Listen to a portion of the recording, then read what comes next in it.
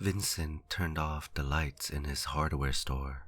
He zipped up his black fleece jacket and walked out into the cold, lonely night. He fumbled for the keys in the pocket of his jeans, shivering slightly. He finally fished a rusted copper key and locked the front entrance door. He sighed and started to walk home. As he was walking down the sidewalk, something in the side glinted, dully catching his eye.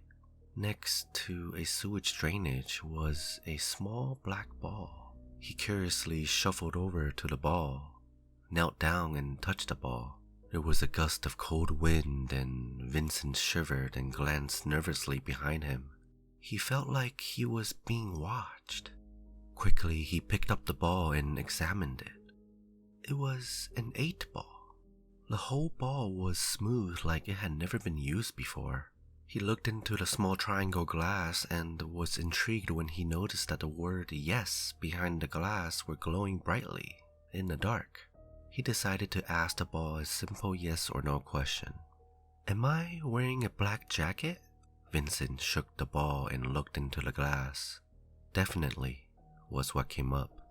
Vincent smiled. It was just one of those coincidences, so he decided to ask another one.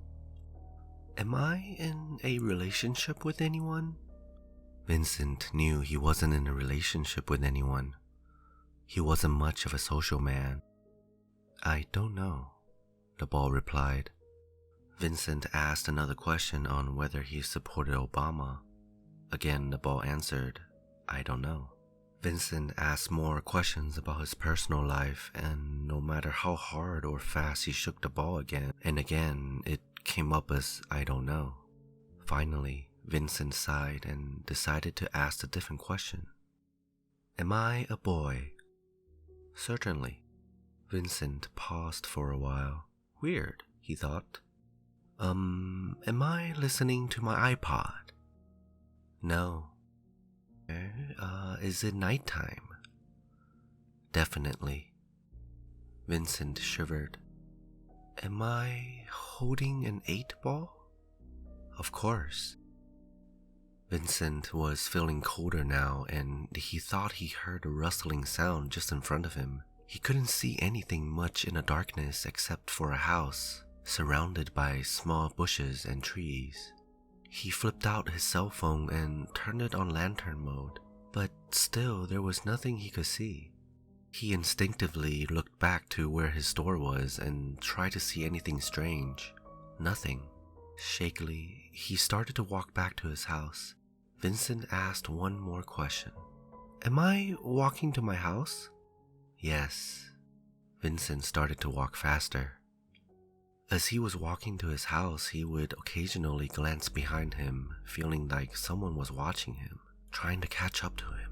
When he reached his front door, he impatiently jabbed his key into the keyhole, missing a few times, before putting it perfectly into the hole. When he unlocked the door, he swung it open quickly and shut it behind him. Locking the door, Vincent ran into the kitchen and grabbed a kitchen knife. He felt stupid, but he pushed out this thought. Slowly, he slid the knife into its case and then put the knife securely in his pocket. He swore he heard scraping and bumping out in his front door, but he resisted the temptation to go check.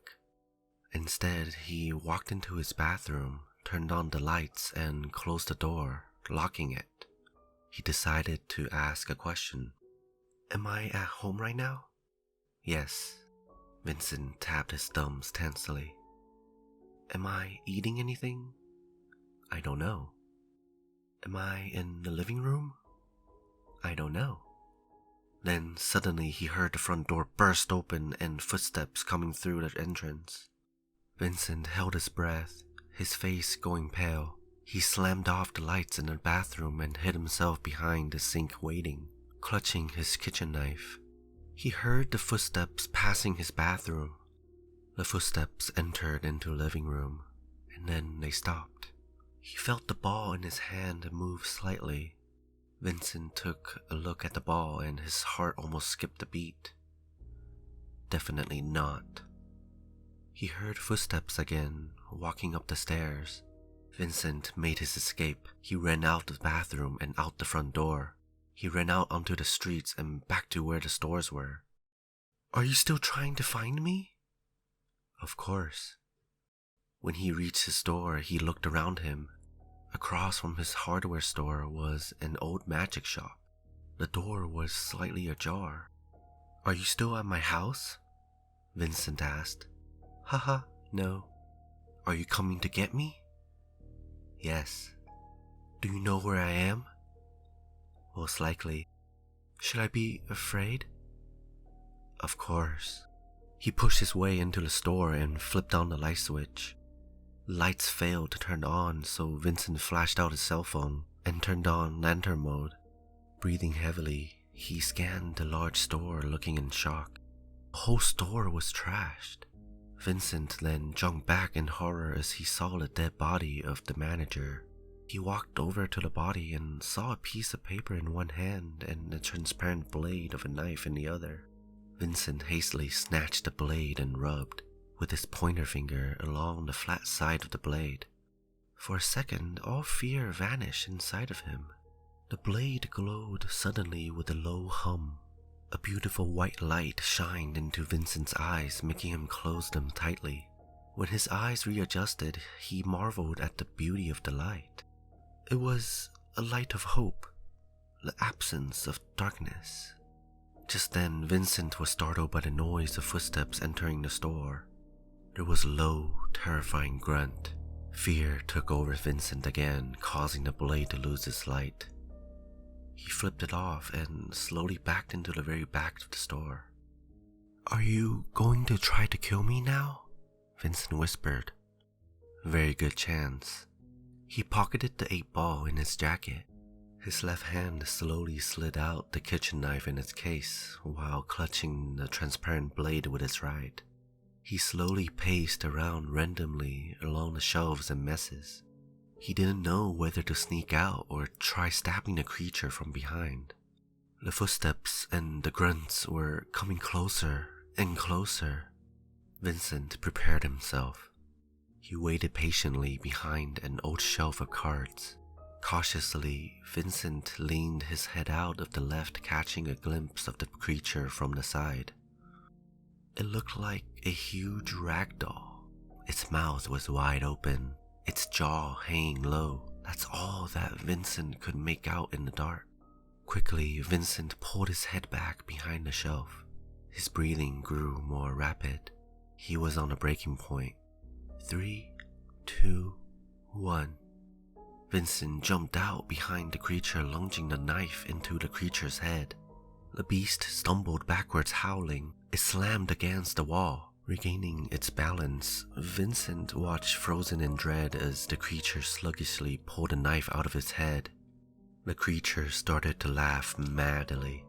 It tossed the knife at Vincent, who ducked to the right just in the nick of time. The knife wound on the creature slowly stitched back up, and the creature pounced onto Vincent while he screamed. Vincent was knocked back, bumping into a shelf. The shelf rocked a little, causing a bucket to drop onto the creature's head. The creature's grasp loosened, and Vincent broke free. He grabbed the shelf and pushed it over onto the creature. It moved furiously as it deliberately tried to free itself from the shelf. Vincent felt a twinge of bravery, and suddenly, the blade shined a gorgeous beam of white light. Taking out the 8-ball, Vincent said triumphantly, "Do you think you're still going to kill me?" "I don't know." Vincent held the blade high in the air, throwing light on the ceiling, and slammed it down on the creature's neck just as it struggled to get out. The blade of the knife sunk into the creature's neck, filling his whole body with light. The creature shrieked and bellowed as he flopped over, around like a fish on land, before disappearing completely. It was over. Vincent sighed and nervously chuckled. Then he remembered that there was a piece of paper on the dead manager. He made his way towards his body, feeling sorry for the man, before curiously picking up the paper. Anxiously, he read it aloud. "I didn't know it would turn out like this. What have I done? It's going to eat my soul, and It's going to eat yours. Please do something. Vincent's head was filled with questions, but he decided that ignorance is bliss. He slowly put the paper into his pocket. Vincent quickly took out the 8-ball, standing completely still. Vincent asked it a final question. Am I doing jumping jacks while saying all you need is love by Libidos? Vincent shook the ball nervously and it answered the question in 2 words.